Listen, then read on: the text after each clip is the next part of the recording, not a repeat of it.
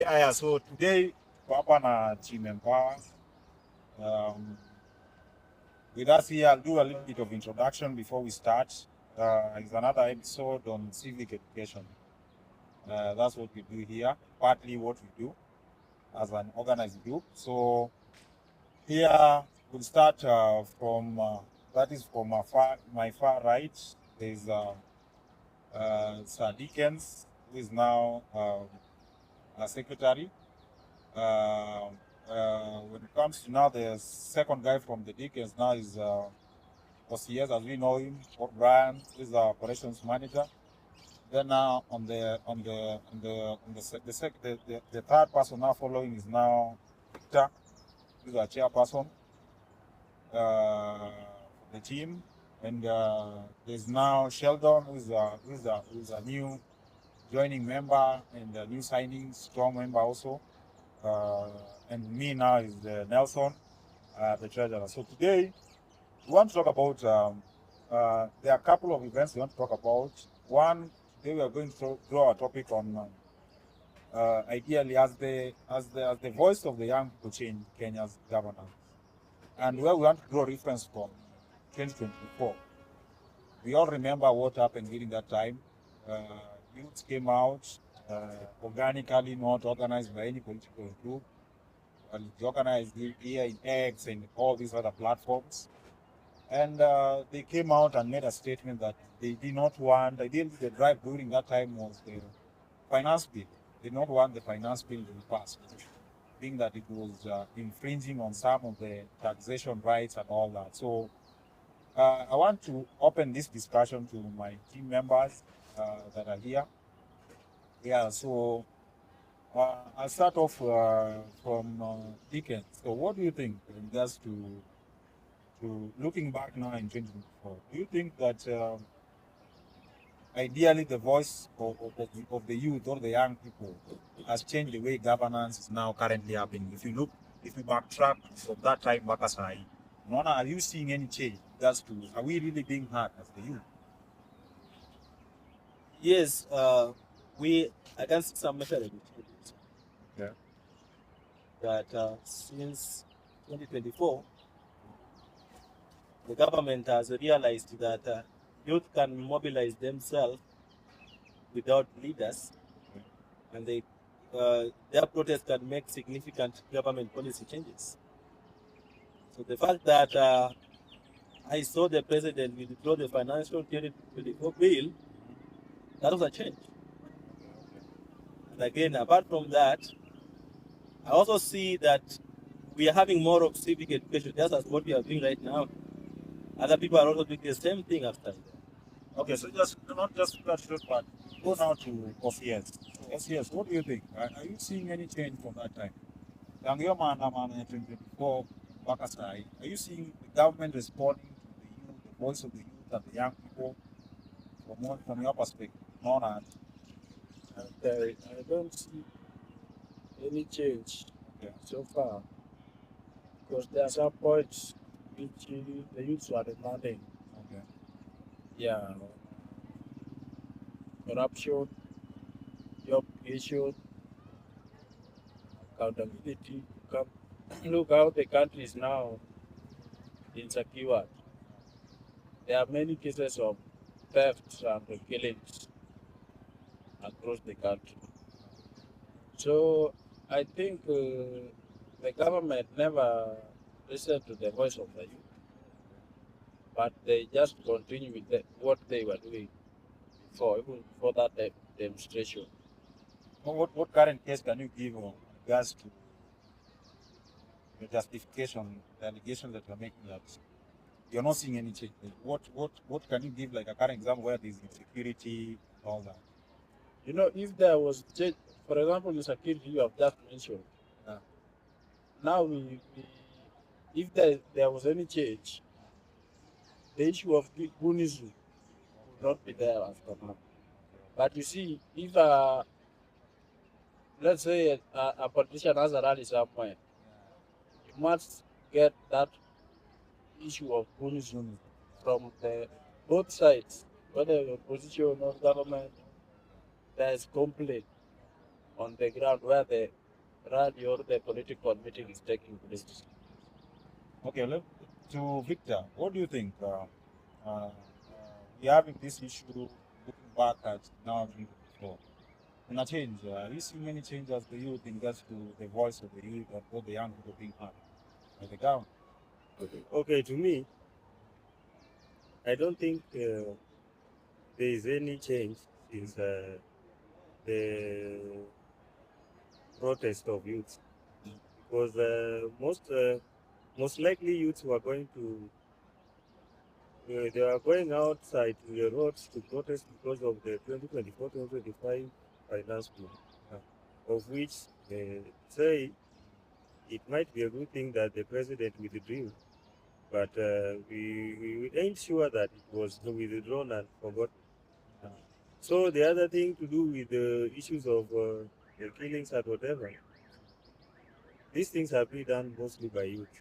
Youth are the ones who are being hired to do Gunism and whatever. So if it's something to change, then it should have started with us as youth. If you are called upon to do a such kind of a job like Gunism, first you refuse. If you refuse, that is the first step of changing whatever our youth wanted. So I don't think there is anything that has changed from that point.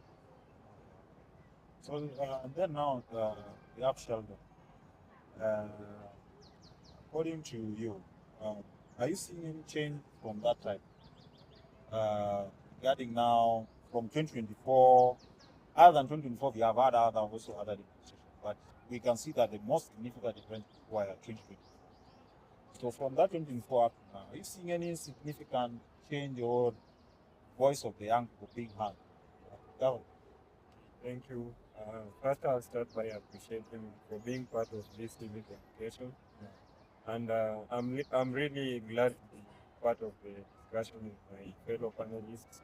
And regarding the issue, for me, I feel there was some change for a while, but actually the government reverted to doing the same things, because there was a moment when the president withdrew the finance bill, and the passing of the finance bill in parliament by the members of parliament and the senate was reverted back to the people, and to hear the issue based that the youths were articulating them.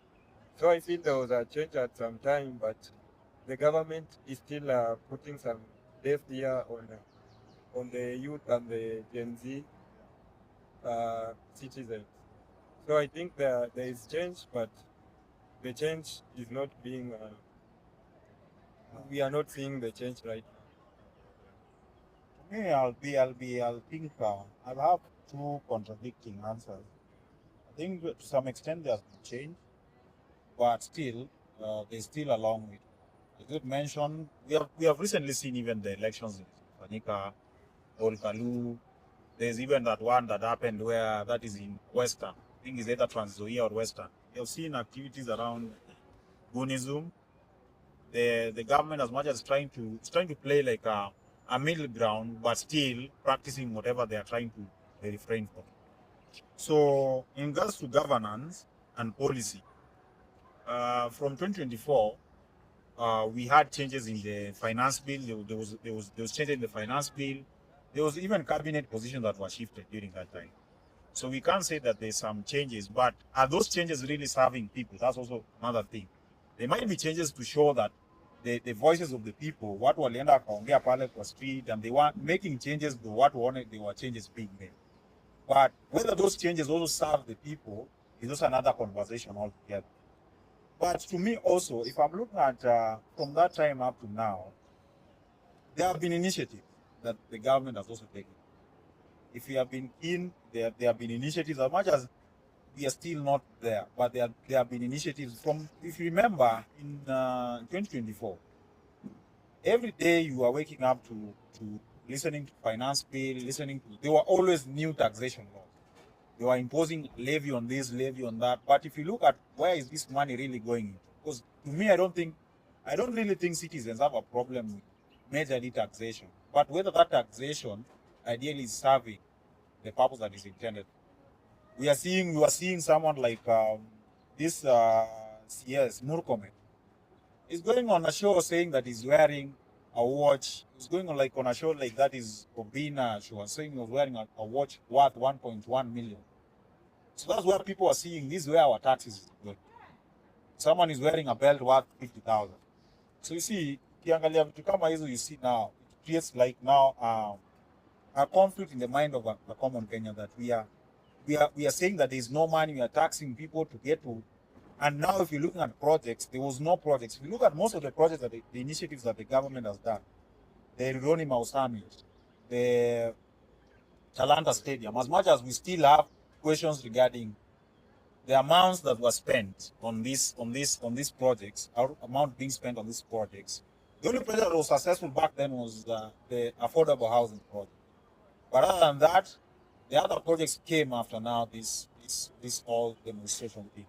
You have seen even the initiatives like the empowerment programs, the Nyota empowerment program.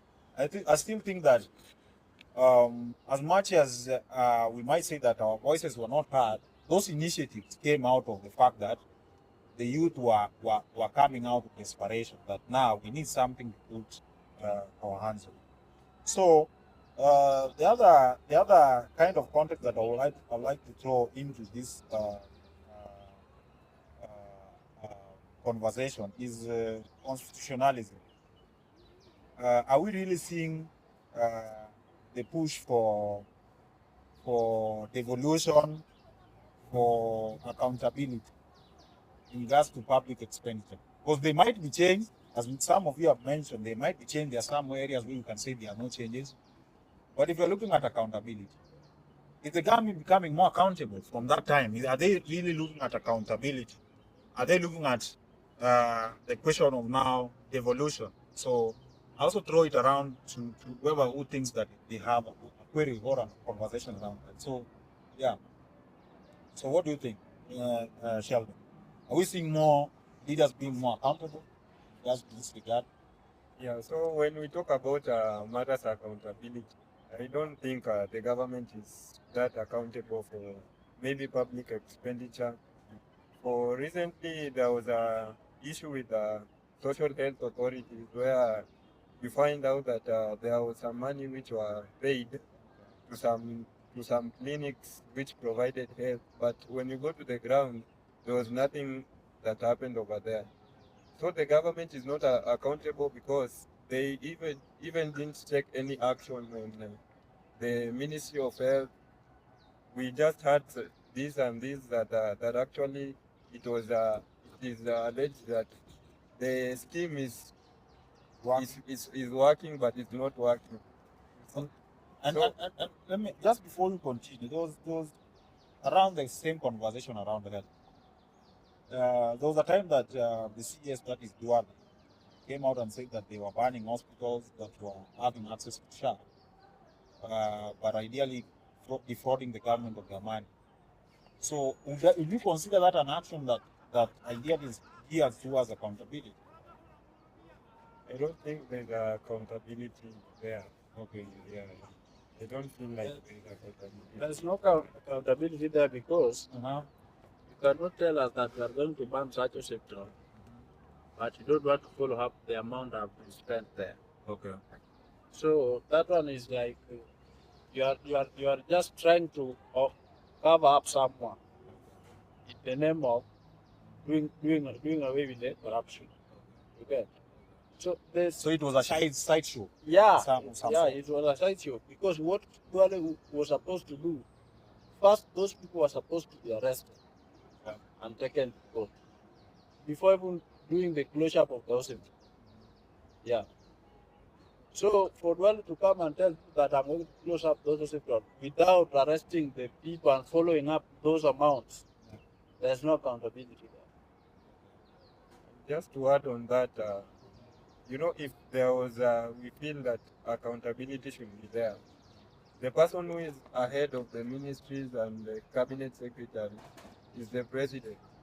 So why does the president come with maybe an agreement with the CS and say, if I find any corruption case linking to your ministry, I'm going to take such and such actions. So you see, when you have those rules laid, it's going to be difficult for you to find corruption in the ministry. But the president end up keeping silent on the issue. So I don't feel like there's accountability. There's accountability. That's yeah. So because healthcare is something which is very important, and to me personally, I've not I've reached on SHA, but I haven't done like active contributions just to SHA. Presumably because I assume I haven't taken an action yet, but presumably because I normally use just the private kind of healthcare. Because we have an assumption that also that one we want to demystify. We have an assumption that anything that is geared towards the government is not working. So why should I even start in the first place? So do you think that is it that we have lost confidence in, let's say, for instance, let's say Ministry of Health? Do you think that there's a predefined assumption that we already made up our minds that these things are not working? So why should you register even for SHA? Because first of all, who among us within our panel who has registered for SHA and tried to use it, if there's any? Okay, I'll answer you on Okay. that. There is a time that I had an assault case. Okay. So I was following up on a P3 process. Okay. When I went to the government of hostel, so that they can give me that, or rather they can write a report that I can take to the police. Yeah. So they can give me the P3 form. Yeah. They inquired me to go to a public hospital because first I went with a written letter from a private hospital. So they guided me or advised me to go to any public health center with that private letter so they can just copy paste. So when I went to one of these public hospitals, I did not have SHA. The first thing they told me that I have to create an account so that they can work on my case. So I registered right there using my phone, just by putting in my details. Then I went to see the doctor. Then I was able to get the letter. So I used this letter, the police and blah blah, and the process went on. That's the first instance. The second instance is there was a time that I also got skin infections.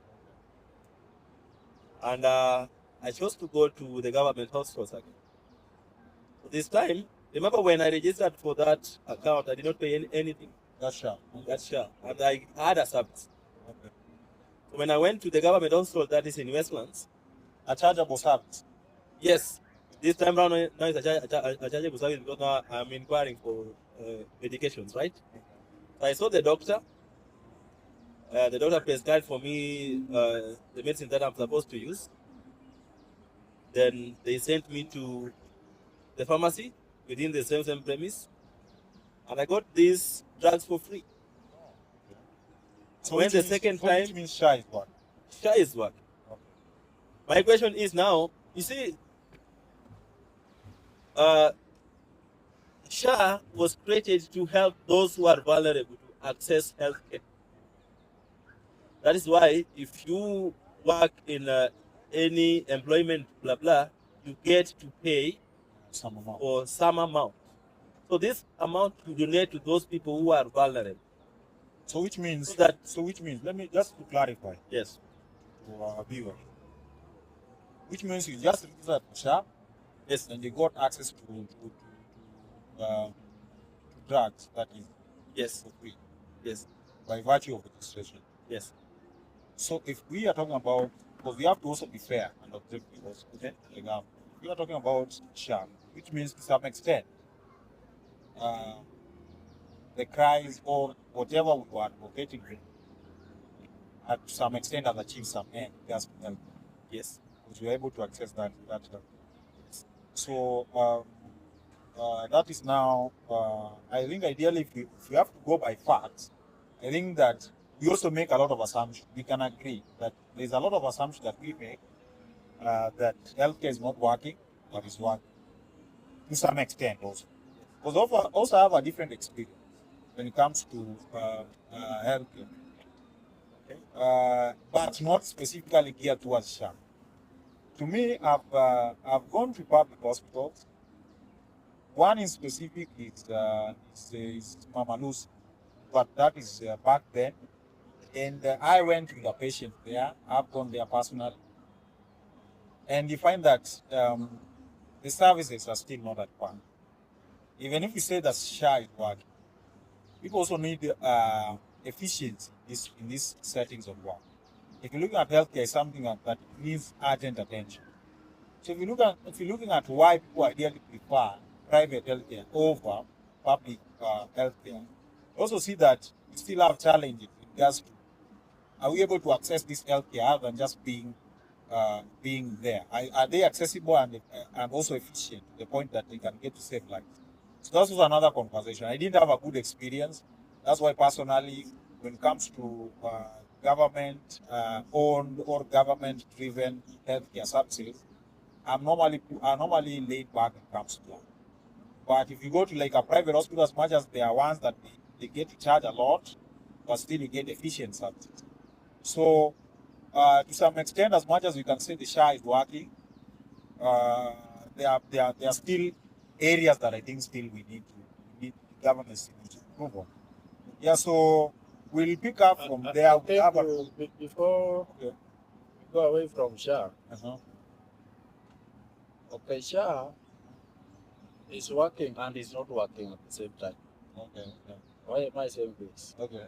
There are some people, SHA have paid their bills out of there. Okay. SHA has worked for them. And again, there are some people who SHA have not helped total. They have registered, they have paid their amount required, but when they go for services, they don't receive those services. They are being told there's a problem in the system, they are being told to pay cash. To me, the ideology of SHA was very good, and it was supposed to work for everyone across the nation. Whether you are rich or poor, whether you are from a good background or what, SHA was supposed, the ideology was very good. But there's a problem in implementation. Yeah. But let me ask you, before you proceed, there's another question that has come up. Like, before SHA, we had NHIF. Yes. And we are talking about the reason why ideally also partly the youth came out during the 2024 is also corruption. For SHA, the innovation of SHA took a lot of money in terms of billions. For it to move from NHIF to SHA. So to me, because to me, I don't think that move. I think they should have just improved or revamped NHIF to a new strategy, or to cover a huge base of now the whole ecosystem of Kenyans or citizens. So was that move really necessary? Let's say now to Victor, what do you think? Was that really a move which was necessary? Okay, to me the move was necessary, and at some point it wasn't necessary. It was necessary because in power, each and every person has got his own name. Kuna yule mwenye akiingia unapata ako na IPs yake, the other person has got his own business or idea. So these issues of SHA and HIF, you always hear people saying that SHA belongs to William, as they do say, the president, and they say that NHIF belongs to Uhuru Kenyatta. So from that point, you will know the reason as why they moved from NHIF to SHA. The other thing, SHA is working. The only problem is that we Kenyans do put a lot of politics on some minor issues, because system is prone to failure. Unaweza enda cyber uende upate system ya kitu fulani iko chini, haiwezi fanya hivyo, itabidi urudi kwa nyumba ndio shughulike. And to me, I will tell you that tomorrow, yesterday, I went and did the same thing, but it was okay. So utapata kuna ile masa mtu ataenda apate Mama Lucy hiyo system iko mbaya. Na ukiambiwa system iko mbaya kwa sababu politics has gone too long in our brain, you'll start taking cameras and saying that SHA is not working. Video me, SHA is not working. Hamia tu Mama Lucy. So hii kitu imeenezwa na politics. But let me ask you, Imeenezwa na politics. before But SHA is working. you proceed, what is your experience with the public health? You as a person, My experience with public health is that I cannot say that government has done good on public health, but they should do more than what they are doing, because public health needs more nurses, doctors. We need more public health institutions, because the reason as to why you'll find a public hospital being overcrowded is that their services are, let me use this word of cheap as compared to public or private hospitals. Private hospitals, they will charge a lot. That is why you'll see us avoiding private hospitals. So you'll find so many people overcrowding there. Utapata watu wa mapato ya chini kabisa. Anasema nikienda public hospital, for example, kama dispensary, utapata umeandikiwa dawa and there is nothing much will be asked for. So ndio maana utapata watu wana crowd pale. Our crowd pale kwa sababu service zao ni better than private hospitals. But because private hospitals are very expensive. Unaenda tu hivi, there are some memes on TikTok, unaenda unapata mtu anasema private hospital unalala tu hivi kidogo, ama ni kichwa tu inakuuma kidogo, anasema hii ni siku 3 unalala. Mimi wale ni watu wako busy. So that is what most of people are avoiding. So wakati wana avoid hii, unapata zile public hospitals zinakuwa overcrowded. I have a question. But Victor said that before you proceed, yes, NHIF was established in the 1960s. It's only during Ruto's regime where amekuja akachange ikakuwa SHA. The other forms of government, they were transforming this kind of organization to meet the changes or the demands as time goes. But you see, what you're saying What now. was it on 1960? So what you see, it was established under an act. It was the National Hospital Insurance Fund, established in 1960. But you see, over time it has evolved. But it was not changing in terms of the way it's changing during this time of Ruto or this Ruto's regime. Yes. Even Kibaki found it, left it there. Yes. That is, Moi also used it partly. In even Kibaki, even Uhuru Kenyatta. So only during Ruto's time is when it was changed. And if you look at now the changes that were being, are they really necessary for us? Because just changing the name cannot cause us failure. Just changing the name from NHIF to SHA cannot cause us. As much as they might say that their systems they change, there's 1, 2, 3 things they change.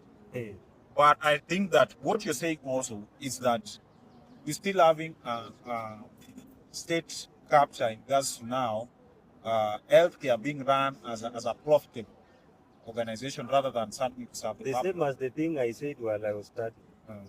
This system was taken now private. Ni kama sasa mtu, unaona, you can't compare the presidents back there and this president that we are now have. Wale ni watu wenye walikuwa wanachapa kazi venye inafaa. Ilikuwa inakuja venye inafaa. SHA ilitoka hiyo mwaka mpaka ikafika mahali ilikuwa. So wakati NHIF, wakati ilifika hiyo enzi ya Uhuru Kenyatta, it's like ikuja kila mtu anataka achukue kitu kwa bibi yake. Divert it from the government institution inakuwa ya mtu binafsi. Yeah. That is the reason as to why uliona President William Ruto alikuja akaweka SHA. Kumaanisha this is someone's business. Ile pia ilikuwa ni business ya mtu. Kutoka nyuma ilitoka tu ilikuwa mtu. Lakini venye ilikuja ikakuja sasa inaingia kwa mfuko ya watu. That is why it was changed to SHA. There's something Victor said about system failing. You know, when there's a problem with the system, or let's say you give an example by going to the cyber. Yeah. If we told the system is still down. Yeah. You know, when the system is